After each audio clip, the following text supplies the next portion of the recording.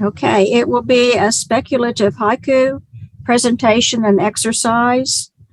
We'll start with a presentation of scifaiku and its various iterations across speculative genres. We'll explore the differences between scifaiku and the traditional English language. Haiku, as well as how the craft tools of ELH work to create a strong speculative haiku. We'll then walk through a few exercises to practice writing speculative haiku. Joshua Gage is an ornery curmudgeon from Cleveland.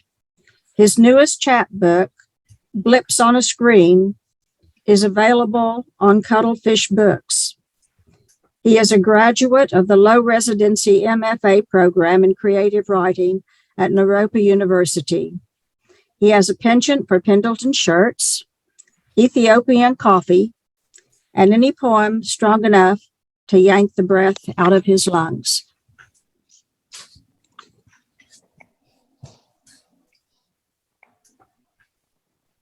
All set? All yours. All righty.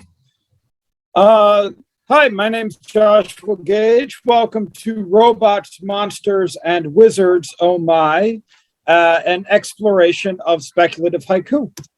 So this evening, we are going to discuss speculative haiku myths and guidelines. We'll look at a few major genres of speculative literature, as well as a few speculative haiku examples.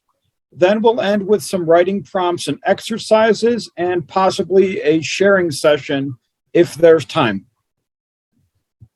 So I want to start out by saying there are a lot of myths about speculative haiku, both in the haiku community as well as in the speculative poetry community, that I would like to dispel. First off, as with English language haiku, speculative haiku or scifaiku are not necessarily 575 poems. They're not stories told in 17 syllables, and they're not just mere descriptions of speculative events. I think one of the major issues in bridging the two communities is that these stereotypes are perpetuated on both sides. And I'm hoping this presentation and others like it will work towards tearing those stereotypes down. What then is speculative haiku? It's a derivative of English language haiku, and Tom Brink, in his Scifaiku Manifesto, makes this explicitly clear. He writes, Scifaiku is haiku and is not haiku. It is driven by the inspiration of and many of the principles of haiku, but it takes its own direction. It deviates, expands, and frees itself of haiku. Well, how does it do that? First off, instead of having a kigo like a haiku would, it has a clear speculative image. This works very similarly to a kigo in that it creates a vertical axis for the poem, but because it is not technically a seasonal reference, it's not a kigo, and therefore the poem is not a haiku. It's also there's clear kire, or a break in the poem, in the same way that English language haiku would have a cut or break. We can talk about Jane Reichhold's fragment phrase theory, or similar theories to breaking and juxtaposing or disjunctive parts. But I'll assume that most folks listening to this presentation understand and know these elements. As with English language haiku, there will, of course, be juxtaposition or disjunction, as well as a focus on the immediate moment or instant. Ideally, speculative haiku should be English language haiku with a clear speculative element instead of a seasonal kigo. What then is speculative literature? More or less, it's a literature of what if. A lot of practitioners within and without the community will argue that these terms are vaguely definable, or often will argue, I know it when I see it. So we're understand that we're dealing with a lot of gray area definitions. But generally, when we talk about speculative genres, we're dealing with science fiction, fantasy, horror, and slipstream writing. Out of all of these, science fiction is probably the easiest to define. It takes a known scientific principle and expands it forward into the future. This can be positive or negative, but there's a focus on the science. Alternately, it can start with in the past and change the past somehow, advancing those changes forwards into present day or even the future. There are a lot of science fiction subgenres, such as apocalyptic or post-apocalyptic fiction, cyberpunk, steampunk, space opera, space western, alternate histories, as well as utopian and dystopian literature. These are certainly not an exhaustive subcategories, and it should also be pointed out that within each of these genres and subgenres, there are their own further subgenres, tropes, ideas, and so forth. The idea here is that science fiction is a broad genre with lots of images and ideas to mine for science fiction and speculative haiku. If science fiction is vague to define, fantasy would be even harder to define. Generally, fantasy deals with events that are implausible, and those implausible events have some sort of causality. So science fiction, for example, might change a rock into gold by shifting the atomic structure in such a way that works within current or theoretical scientific principles. Alternately, in fantasy, a spellcaster waves his wand and poof, gold. There's a causality and an implausibility. Oftentimes, fantasy will involve magic as well as myth and folkloric elements. As with science fiction, fantasy also has wide subgenres. Some examples are contemporary fantasy, which is, of course, fantasy elements set in modern and contemporary settings, fables and fairy tales, gas lamp fantasies, isekai, which is a Japanese term for portal fantasy, heroic fantasy, sword and sorcery, and more.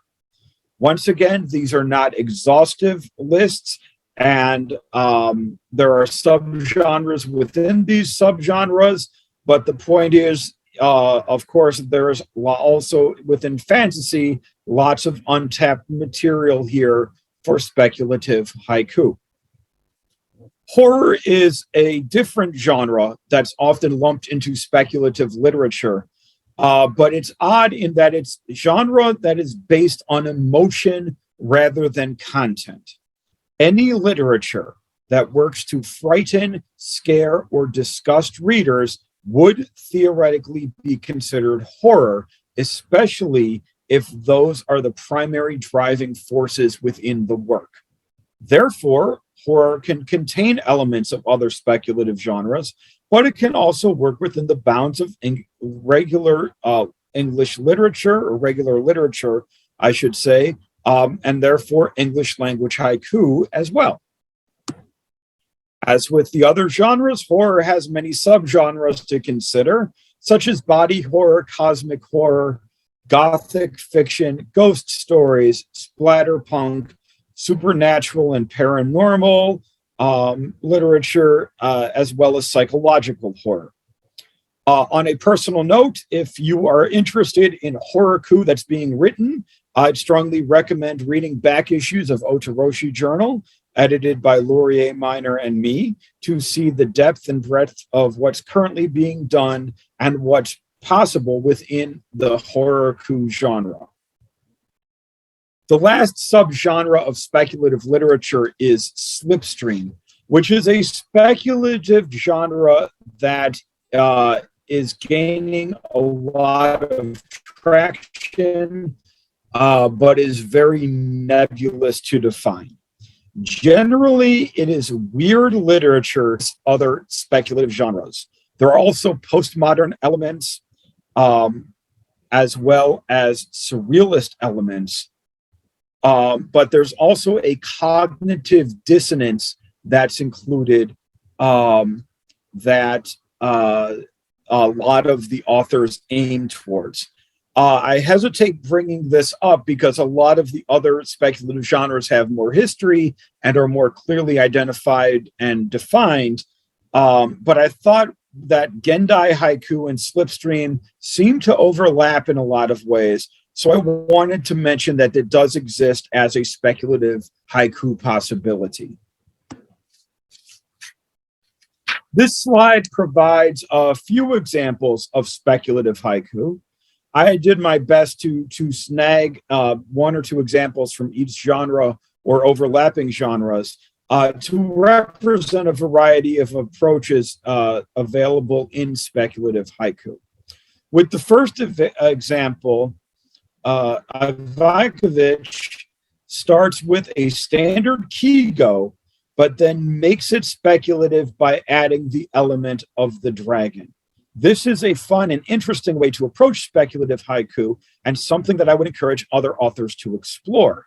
How can we write speculative haiku with actual kigo included? How could this work? And I think this is a very strong example. The next poem by Hifsa Ashraf is a great Gothic horror speculative haiku. It's got the haunting elements of Gothic fiction working, but it also creates this evocative, almost ominous, haunted dread in the reader that is extremely effective. Again, horror focuses on emotion, and Ashraf's poem really invokes that sort of haunting, scary emotions that one would expect from Gothic horror. The third example by Stephen Toft taps into some science elements, astronomy and biology, juxtaposing two clear scientific principles and fields against each other. It's a poignant poem that I found to be full of longing and really works well to evoke a mood in the reader. So I found it to be particularly effective. The last poem is more fun speculative haiku based on kaiju. Kuro's air raid sirens are a great aural image, and the idea of gigantic eyes halfway up a skyscraper are just fun images to play with. And obviously we're invoking like a King Kong or a Mothra or something similar here. And that's another type of speculative science fiction that can be tapped into. So I'm going to move into like the writing prompts workshop section, because I really want to encourage all of you to write speculative haiku.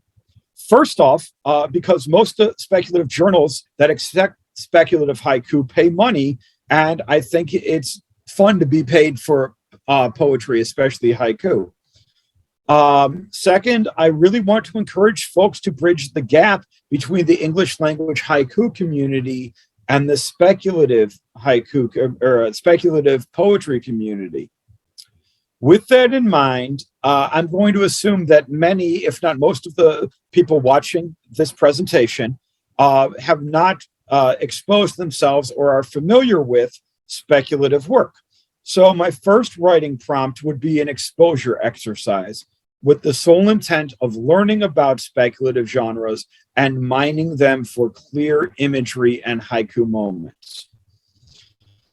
So the writer, that's you folks, should engage with speculative work for the sole purpose of finding inspiration. Read a book, listen to an audiobook or podcast, watch a movie. Get one of those top 10 or top 100 best of science fiction, fantasy, horror lists off the internet and pick a work to engage with. The idea here is not to steal directly, but to mine for ideas and images. Learn the language of this that other authors have taken, understand what paths have been trod and where you can lead them in your own way with your own speculative haiku. With that in mind, here is an example of what I call an imagery chart that I encourage students to use regularly when writing haiku or poetry in general. The idea here is to encourage students and writers to focus on their five primary senses: sight, sound, touch, taste, and smell. So what I want you to do is like jot this chart down and get ready to take notes, because we are going to watch a movie here in a second. And a little imagination is going to be required, obviously, as we can't smell or taste the movie, but those senses could be implied by the movie. The idea here is to really go deep into collecting imagery that you could then use for poems and polish into speculative haiku. So, movie time. Hope everybody brought the popcorn. We're going to watch a short French film from 1902. The English title is A Trip to the Moon. My French is crap, so I'm not going to try and pronounce it. This is an excellent film, I think, for this exercise for a few reasons. First off, it has been ranked as one of the top 100 films of the 20th century on a couple of different lists. So it's historically and culturally important, especially within the realm of science fiction cinema. It's also short. It's only 12 minutes, so we have time to watch it. And it's also in public domain, so we're not going to get sued. Anyway, let's watch this film, and I want you to use the chart from the previous slide and really take notes. Really try and think about sight, sounds, smells, tastes, touch implied by the film, and write them down. But focus on the speculative, but also focus on the human. Remember that it's important to find a balance for the readers to enter into the speculative. That being said, let's watch and enjoy the show.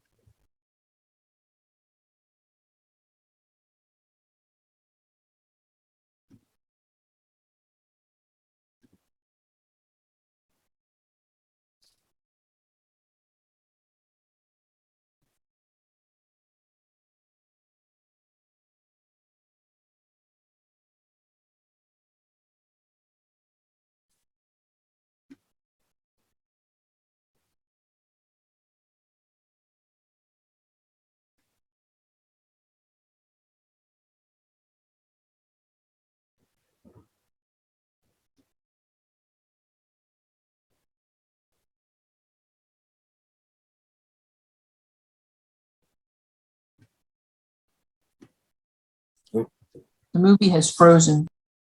Yeah, I think I accidentally paused it when I was reading the chat. My apologies.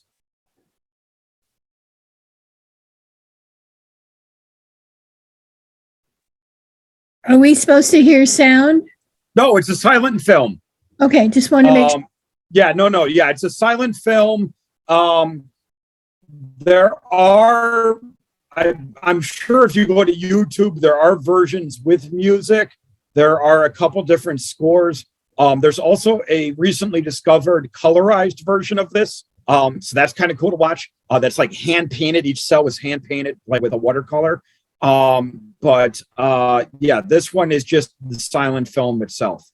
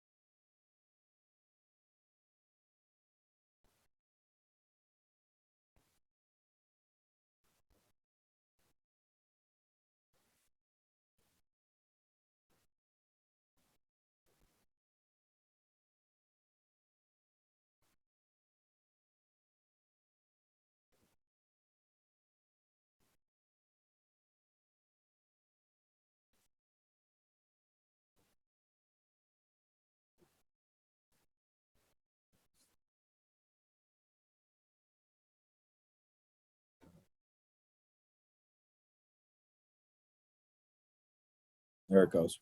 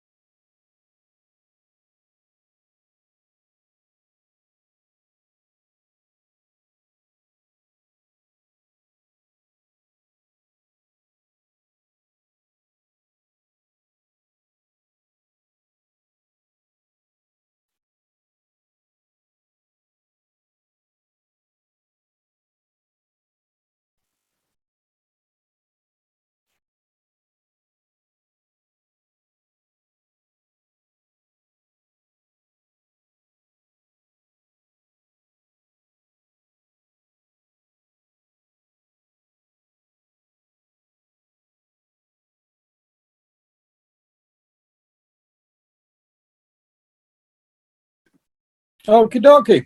So for many of you, that was probably your first science fiction movie. So welcome to the Nerd Club. All righty.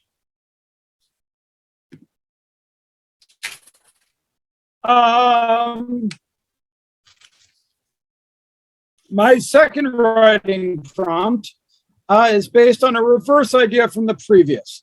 We associate with them that are stereotypes. Science fiction has rockets, robots, aliens, so on and so forth. Fantasy has dragons, wizards, magic.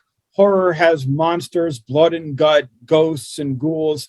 All of these are like things that we are stereotypes or tropes of the subgenres.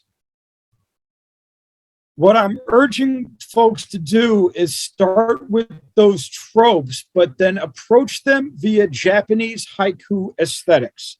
There are various lists and articles to read about this: Blythe, Shirane, Hume, Reichhold, etc. But the whole point is to use those aesthetics to inform speculative haiku.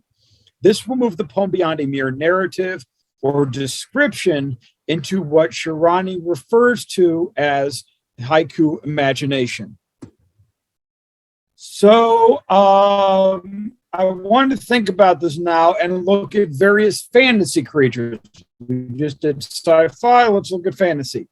But look at them through the lens of Japanese and haiku aesthetics. Creatures: mermaid, dragon, unicorn, centaur, fairy, troll, griffin, golem, cyclops. But this, of course, is not an exhaustive list, and this is primarily a lot of Western, so there are other traditions to consider as well.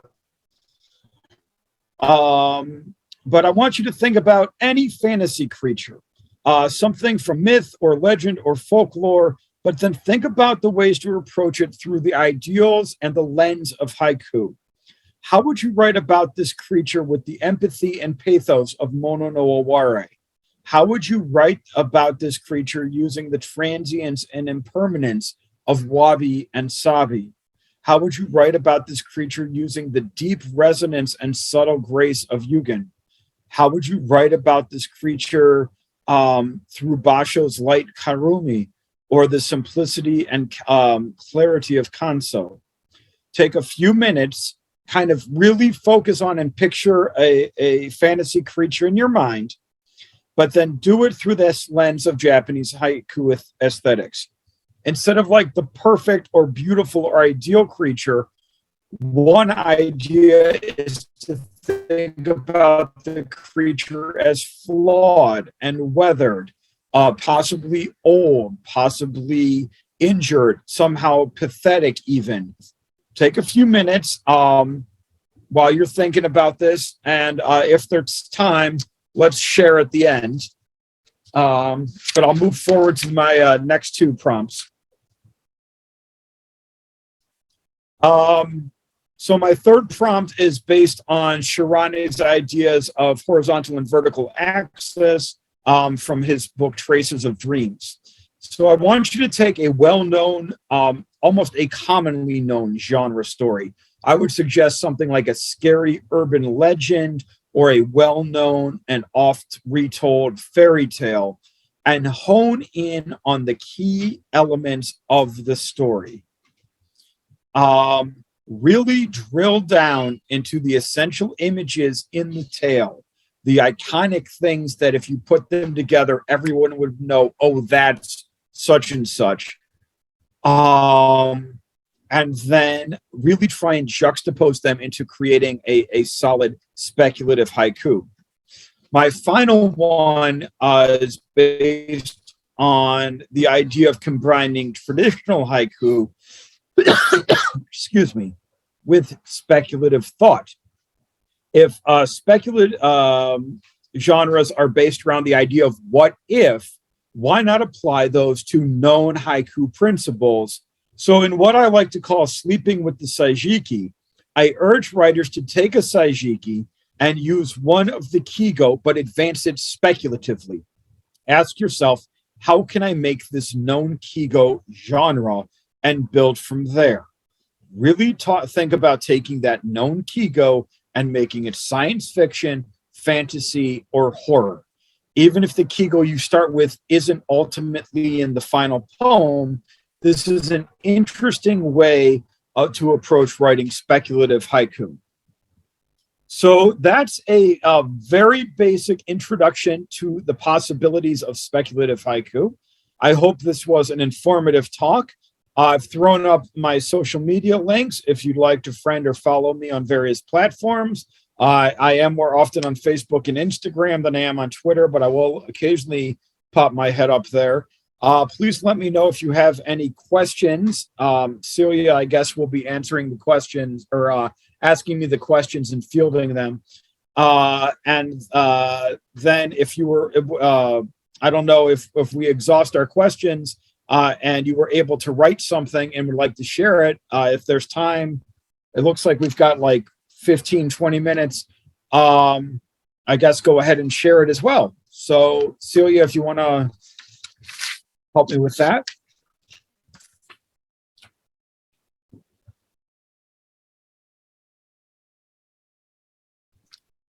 Let me unmute.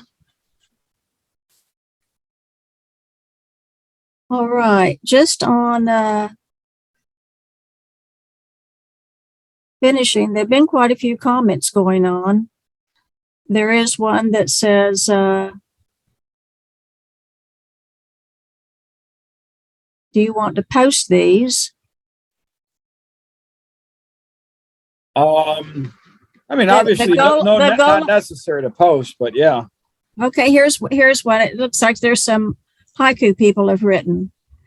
This one from Peter Larson: the golem awakes, the suit the rabbit left, sadly out of style.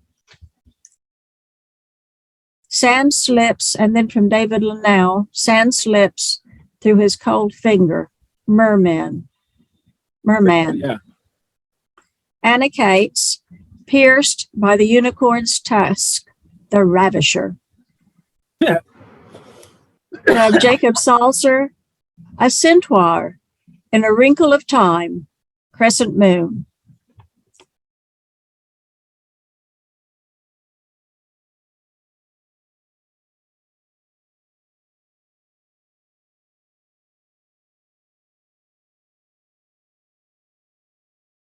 Trying to see. And those are the most recent ones I have. Yeah, I'm trying to go back through my chat as well.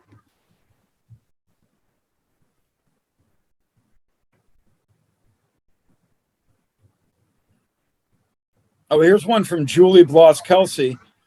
In the space between wakefulness and sleep, tentacles. Oh, that's nice. Yeah.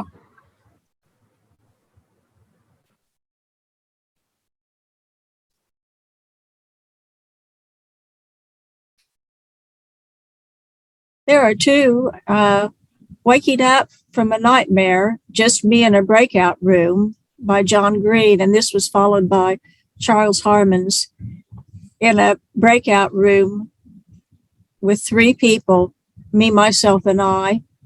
From Melanie Alberts, Her Sewing Needle in the Carpet, Sudden Daydream. Oh, there we go. Yeah. And Terry French, Lily Pond, Daydreams Launched on Dragonflies' Backs. And Helen Ogden, Lucid Dream, The Touch of You Still Lingers. Those are from the prior one, aren't they? The prior presentation on dreams. They've been there. Yeah, that may be. Yeah, the last few you've read have. There are a bunch of new ones coming in at the bottom. A lot of new ones Here we at go. the bottom. Okay. Thank you. All right, let's see. That's okay. Let's see. Moon Conspiracy. This is, hold on. Let me see if I can sneak up just a little bit. Let's see. Kathleen/Richard. Moon Conspiracy. Astronauts get out on the movie set. That's an X-Files haiku, I think. I like that one. The moon landing conspiracy. Mike Grayling. A large dinosaur pisses me off.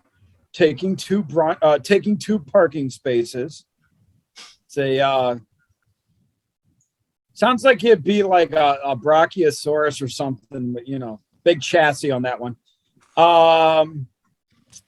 Wait, where was Susan? There we go. Susan, Harvest Moon, the witch ices, the gingerbread. Yep. There's like a very nice folklore one. Yeah. Really honing on like one moment or one instant or one image from a fairy tale. That's beautiful. Landing on Mars, a man in a Tesla greets me. That's Mike Railing. Narnia, where I learn to speak lion. Oh, that's pretty. I like that. Let's see. Heart Sutra. They're eating my cellmate. Nice. Linda Popula says, one moon sets, another rises. Methane sea. That's beautiful. That's a very elegant image.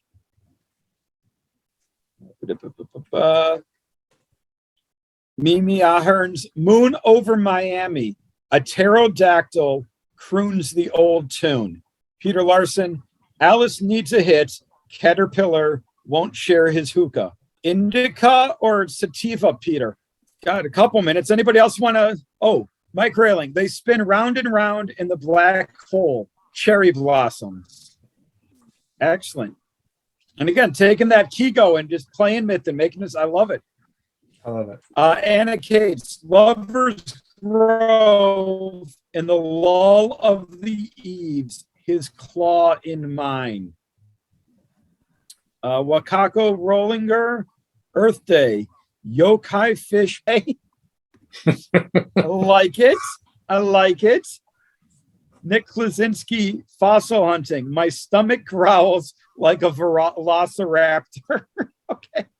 Mike Daly, 2-ton. Oh, I missed it. Sorry. Oh, you guys keep them coming. I love it. Mike Daly, 2-ton ogre.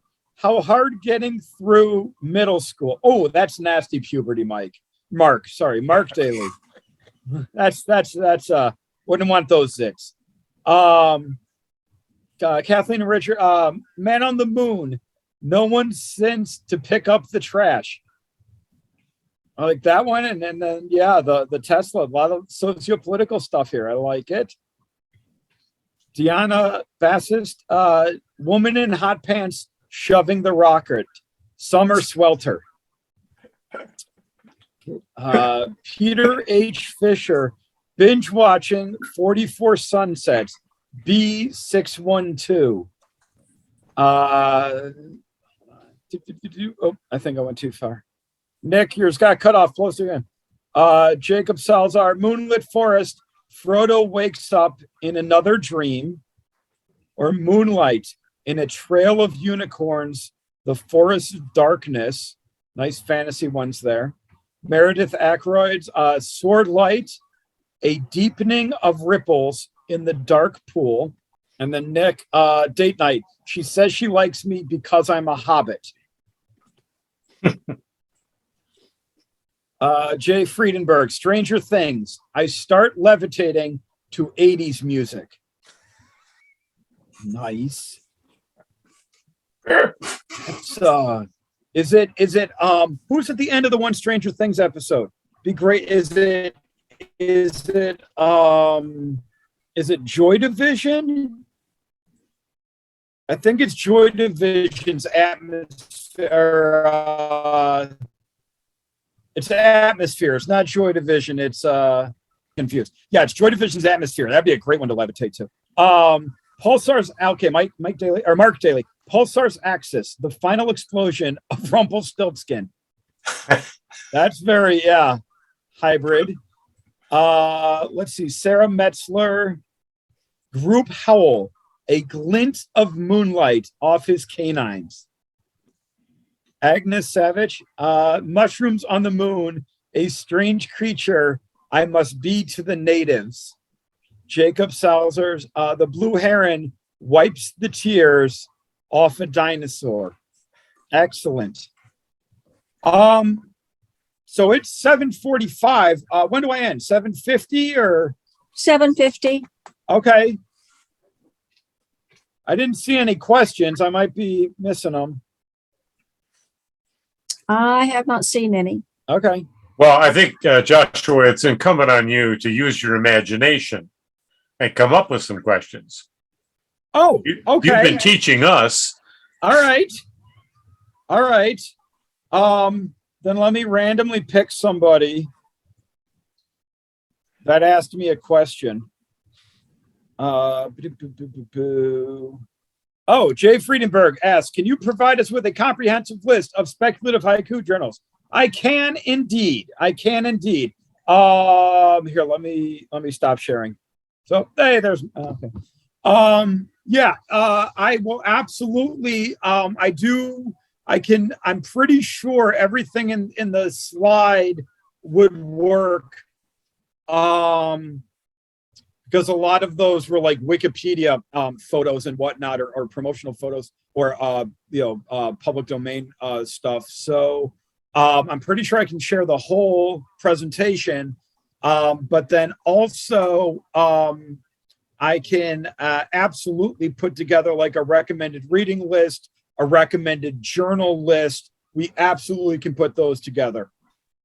That would be really great. And then we could share it with everybody as well.